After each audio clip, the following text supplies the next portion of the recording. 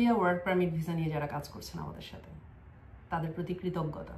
অনেক দিন থেকে অপেক্ষা করছেন এবং এই অপেক্ষার সময়টি যেন আর দীর্ঘ না হয় সেটির জন্য আমরা অপেক্ষা করে আছি এবং আপনাদেরকেও ধৈর্য ধরতে বলেছিলাম। এটির প্রহর শেষ হয়েছে বলে মনে করছি, কেননা ওয়ার্ক পারমিট ইস্যু হয়ে গিয়েছে, পারমিট ইনভ্যালিড হয়ে গিয়েছে। এই অবস্থায় করণীয় কি? টেলেক্স নাম্বারের মাধ্যমে হয়ে থাকে, এটি মোটামুটি সকলেই জানেন। গুগল কমিউনিকেশনে আমাদের ক্যান্ডিডেট বাংলাদেশের মানুষ অনেক তথ্য জানেন, কিন্তু পুরো তথ্যটা জানেন না। অর্ধেক সত্য জানা মিথ্যের বরাবর, কখনো কখনো মিথ্যের চেয়েও হুমকি স্বরূপ। তো স্বাভাবিকভাবেই আমরা চেষ্টা করে যাচ্ছি যে তাদের এই সময়সীমাটা যেন না বেড়ে যায়, কিন্তু পারছিলাম না, হয়ে উঠছিল না। কেন? বাংলাদেশ থেকে ইন্ডিয়ান কোনো ভিসা হচ্ছে না। আপনার পাসপোর্টগুলো পাঠিয়ে দেবেন, আপনাকে যেতে হবে না, কিন্তু আপনার পাসপোর্টটা যিনি সাবমিট করবেন, প্রসেস করবেন, সেজন্য তো একটা লোক দরকার না। পাসপোর্টটা তো নিজে নিজে সেখানে জমা হয়ে যেতে পারে না। বেশ কিছু এম্বাসিতে হয়তো পারে, কিন্তু সব এম্বাসিতে কিন্তু পারে না। তো সার্বিয়ার মতো নন ইউরোপিয়ান যেগুলোর বাংলাদেশে কনসুলেটও নেই, এম্বাসি তো দূরে থাক, সেইগুলোর কাজ করা আরও মুশকিল ব্যাপার।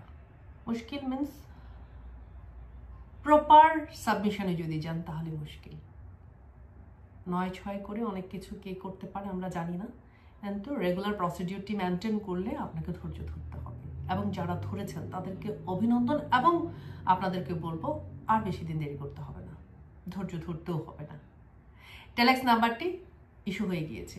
ব্যক্তিগতভাবে প্রত্যেকের ক্যাটাগরি ভিন্ন, তাই ইন্ডিভিজুয়ালি আপনারা যারা আছেন প্রত্যেকে ইন্ডিভিজুয়ালি ফোন পাবেন এবং ইন পার্সন আপনাদেরকে টোটাল বিষয়টি বলে দেওয়া হবে।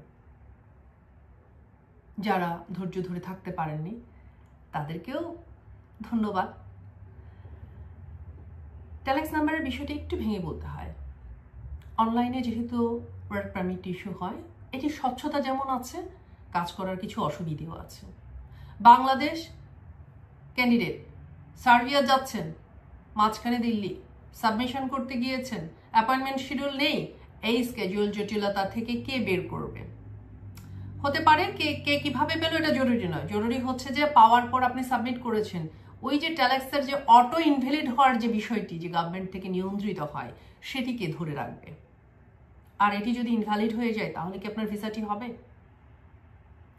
জমা দিলে সাধারণত 2 সপ্তাহের মাঝে ইস্যু হওয়ার কথা, 2 সপ্তাহে কি ভিসা ইস্যু হয়? হচ্ছে না তো, তাহলে কি করণীয়? হ্যাঁ, এই প্রেক্ষাপট থেকে অনেকেই মিথ্যে তথ্য আপনাদের দিতে পারে, আপনাদেরকে ভুল বোঝাতে পারে, কিন্তু এই ব্যক্তিগত ইনফরমেশনটা কার কে কিভাবে পাচ্ছেন সেটি আলাদা বিষয়, জেনারেল ইনফরমেশনটা বুঝতে হবে।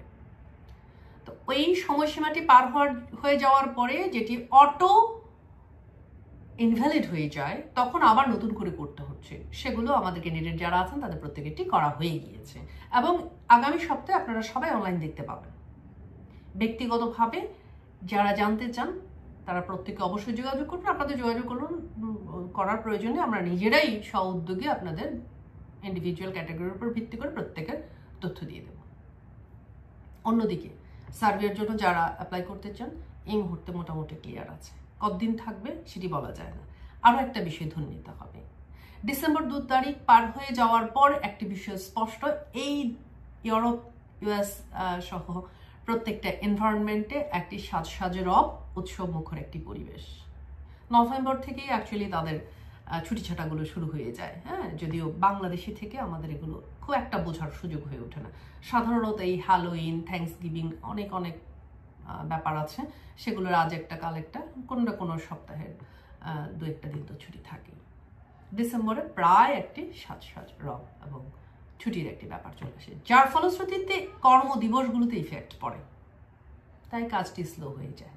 তবে যদি অনলাইন হয়ে যায় জানুয়ারি নাগাদ আমরা একটা ফাইনাল রেজাল্ট পেয়ে যাব। এই জন্য যারা করতে চান, নতুন করেও যারা করতে চান তারা করতে পারেন এখন। এটি হচ্ছে সার্বিয়া সহ নন সেনজেন কান্ট্রির কিছু কথা। এটি আপনারা বেলারুশ করতে পারেন, সেম বেলারুশে একই রকমের একটি জটিলতা হয়েছিল।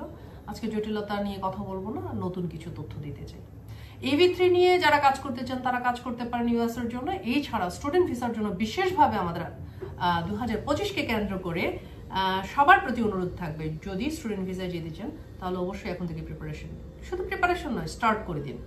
কারণ বাংলাদেশ থেকে তো স্কেডিউল জটিলতা আছেই, সেটার জন্য সময় রাখবেন 1 থেকে 2 মাস।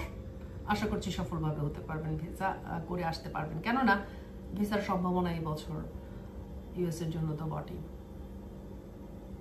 এটি ব্যক্তিগত অভিমত নয়, টোটাল সার্কামস্টেন্সেস থেকে এটি আশা করা যায়, এবং আপনারা নিজেদের মতো করে দেখতে পারেন। এবং যাদের আত্মীয় স্বজন আছেন কানাডা বা ইউএসএতে, তাদের পলিটিক্যাল ব্যাপার বা অন্যান্য সবকিছু মিলে ভিসার একটি প্রভাব তো অবশ্যই পড়ে।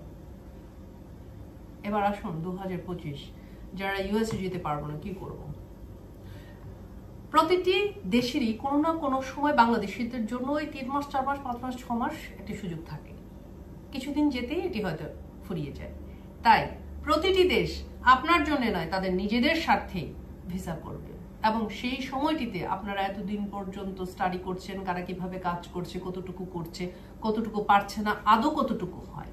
একটি হচ্ছে যে ভিসাটি হওয়ার জন্য একজন ব্যক্তি বা প্রতিষ্ঠান আপনার কাগজটি নিয়ে কোনো কাজ করলো না, সেটি আলাদা কথা। কিন্তু আরেকজন হচ্ছে যে কাজ করছেন কিন্তু কোনো না কোনো কারণে এটি থেমে গিয়েছে, অফ হয়েছে, নষ্ট হয়ে গিয়েছে, ইনভ্যালিড হয়ে গেছে, সেটি মেনে নিতে হবে। উভয়ের যৌক্তিক আলোচনার ভিত্তিতে একটি ভালো বিষয় বেরিয়ে আসতে পারে, যার ফলশ্রুতিতে আমরা একটু সামারিতে চলে আসবো। আশা করি আপনারা বুঝতে পারছেন যে এতক্ষণে আমরা কি বলার চেষ্টা করেছি। প্রথমত, সার্বিয়া ভিসা প্রসেসিং প্রক্রিয়া এই মুহূর্তে কোনো সমস্যা নেই, আপনারা করতে পারেন।